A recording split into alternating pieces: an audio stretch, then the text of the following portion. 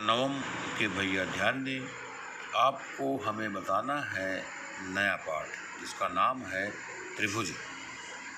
प्रश्नावली 7.1 का पहला सवाल बताना है। देखिए पहला सवाल किताब में लिखा गया है। क्या लिखा गया है?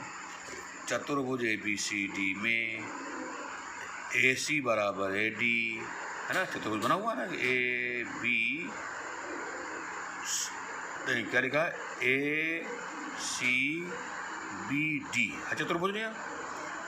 इस चतुर्भुज में AC बराबर AD, देखो संकेत द्वारा दिखाया गया है कि ये AC AB के क्या है? AD के बराबर है, अर्थात AC AD के बराबर है। और AB कोण A को समद्विभाजित करता है।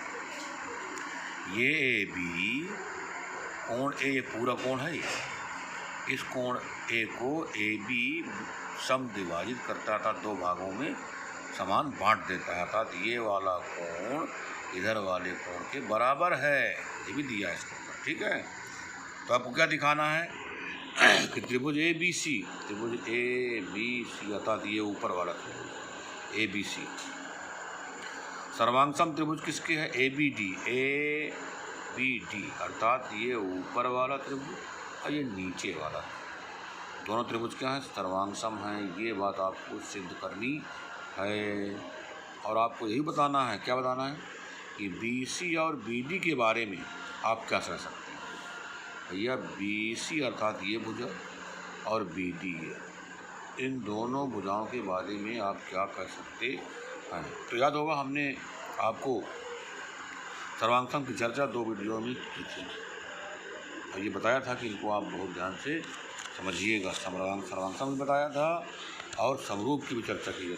तो सर्वांगसम तो कक्षा 9 में है, तो कक्षा 9 में ही आप पढ़ रहे हैं, तो अब हम सर्वांगसम के विषय में जानकारी आपको देंगे, ठीक है। और यही सवाल ही आपको, अर्थात एक ही सवाल आपको अच्छी प्रकार से समझना है, कारण सहित आपको उत्तर देना आना चाहिए। और उत्तर कैसे देना है? आपको लिखित देना है, मौखिक नहीं देना है, ठीक है। तो क्वेश्चन नंबर 1 देखिए, आप चित्र बना हुआ है। अब चित्र हम आपको दिखाई दे रहे हैं, आप देख भी रहे हैं, ठीक। तो इसमें कितने त्रिभुज हैं? 2 त्रिभुज हैं। तो हम दोनों त्रिभुजों को यहाँ लिख देते हैं। देखिए कापी में एक्सरसाइज 7.1 क्वेश्चन नंबर 1, ठीक है।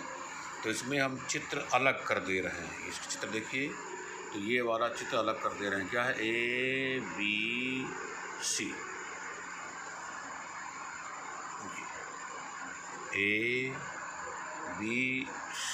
ये एक भुजा AB है और दूसरी वाली BC है और ये आपकी AC है। ABC त्रिभुज ये ऊपर वाला चित्र में देखिए, ये वाला हमने अलग कर दिया और नीचे वाले को भी अलग कर दे रहे हैं। नीचे वाला भी देखो बना दे रहे हैं आपको, ठीक है। तो नीचे वाला भी अलग कर दे रहे हैं, नाम लिख दे रहे हैं A, फिर इसका नाम D, इसका नाम D, ठीक। तो दोनों त्रिभुज अलग कर दिया। अब आप देखिए जरा चित्र में, अपने चित्र में खुद दिया है कि AC बराबर AD लिखा है ना, देखो AC बराबर AD लिखा है, दिया हुआ है। चित्र में संकेत द्वारा प्रदर्शित भी है, अर्थात AC ये वाला AC AD के क्या है? बराबर है। तो AC बराबर AD, ये बात तो दी गई है। चलिए ठीक। फिर आप जानते हो कि कोण ये क्या नाम है इसका? CAB, ये कोण, और इसका नाम क्या है? DAB, ये वाला कोण। ये दोनों कोण क्या है? बराबर हैं। ये नहीं दिया हुआ है। ये AB क्या है? कोण A का समद्विभाजक है। AB जो है कोण A का समद्विभाजक है, अर्थात ये वाला कोण इसके बराबर है। तो इस कोण का नाम क्या है? CAB।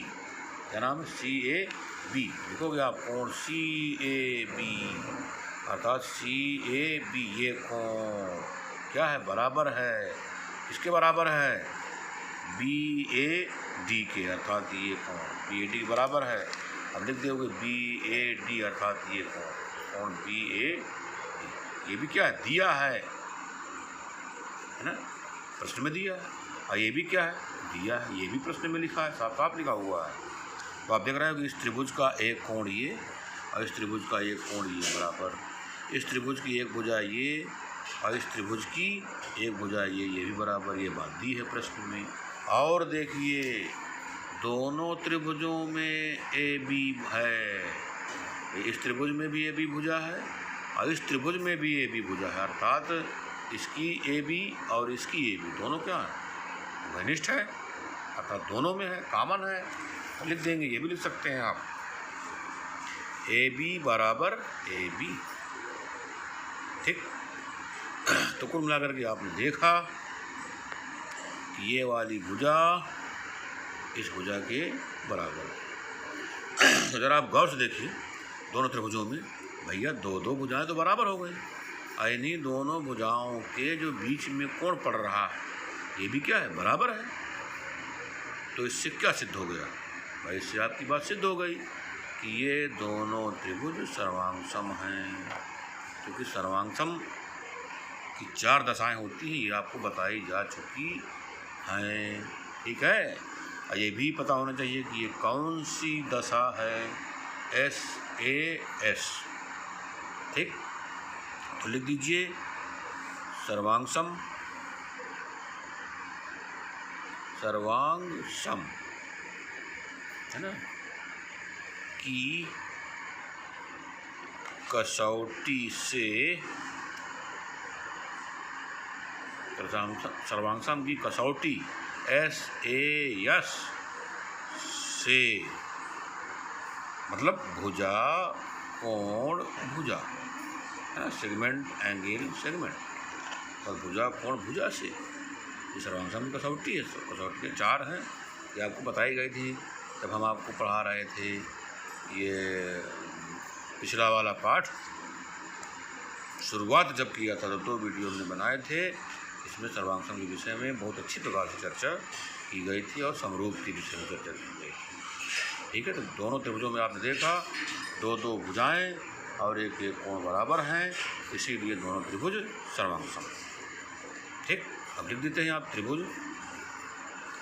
अब त्रिभुज कौन कौन सर्वांगसम हैं, तो लिख दो आप त्रिभुज ABC, सर्वांगसम त्रिभुज ABD, अर्थात ये ABC त्रिभुज और ABD त्रिभुज, ABD दोनों त्रिभुज क्या है, सर्वांगसम है। ये बात आपकी सिद्ध हो गई, यही आपको करना था है। अब सिद्ध कर लिया आपने, इससे फ़ायदा क्या मिला आपको, भाई दोनों सर्वांगसम हैं तो क्या फ़ायदा, इससे फ़ायदा ये हो गया कि यदि आप इस त्रिभुज को उठा करके इसके ऊपर रख दोगे या इस त्रिभुज को उठा करके इसके ऊपर रख दोगे तो दोनों त्रिभुज क्या हो जाएंगे, एक दूसरे को ढक लेंगे, एक दूसरे को दोनों त्रिभुज क्या कर लेंगे, ढक लेंगे, है ना। और ढक आप जान रहे हो, ढक लेने का मतलब क्या है कि इसके अंग सभी, इसके अंग सभी क्या हैं, बराबर हैं, अंग सभी क्या हैं, बराबर हैं। ठीक है, और अंग बराबर हैं तो आपने देखा कि ये वाला अंग इसके बराबर है, ये वाला अंग इसके बराबर है, ये कोण इसके बराबर है, तो भैया एक अंग और बचा है ना भुजा वाला, BC और BD।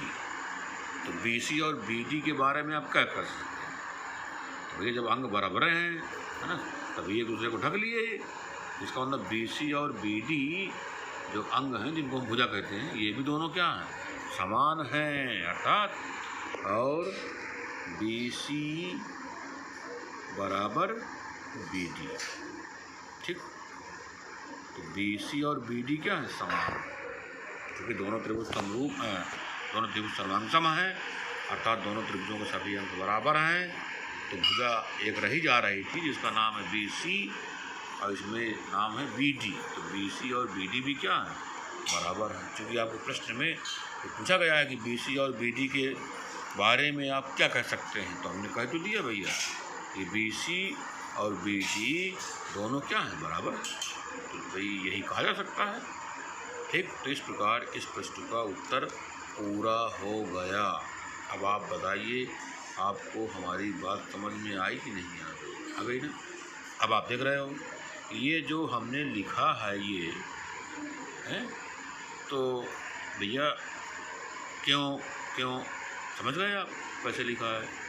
अब इसमें जब लिखा गया तो किन त्रिभुजों की चर्चा की गई है, तो आप यहाँ लिख सकते हो त्रिभुज, है ना, ए बी सी, त्रिभुज ए बी सी और त्रिभुज ए बी डी में, अर्थात एक त्रिभुज हमने ये लिया ए बी सी, एक त्रिभुज लिया है ए बी डी।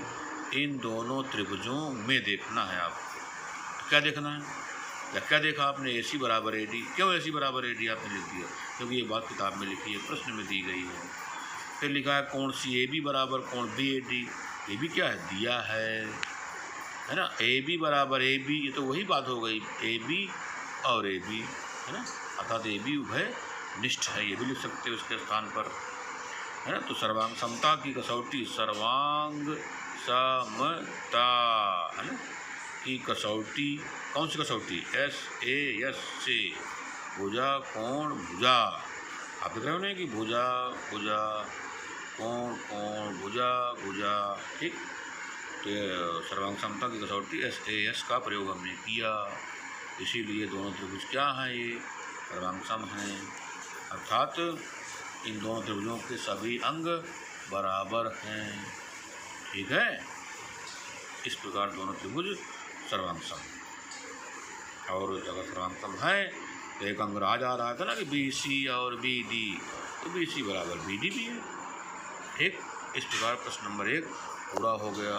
तो इसको आपसे कहा जाए कि आप आइए ज़रा, भैया ये सवाल आता है पहले, तो आप कहोगे हाँ आता है, तो कहेंगे अच्छा बोर्ड में ये ले चाक या ये ले क्या नाम है मार्कर, ज़रा लगा दो, तो आपको लगा लेना चाहिए। इस प्रकार आप पढ़िए, तैयार करिए, क्योंकि परीक्षा आपको लिखित देना है, मौखिक नहीं, है ना। तो लिखित आना चाहिए कि हम परीक्षा में क्या लिखेंगे, स्पष्ट करना पड़ेगा, ठीक। आज का कार्य समाप्त, शेष फिर।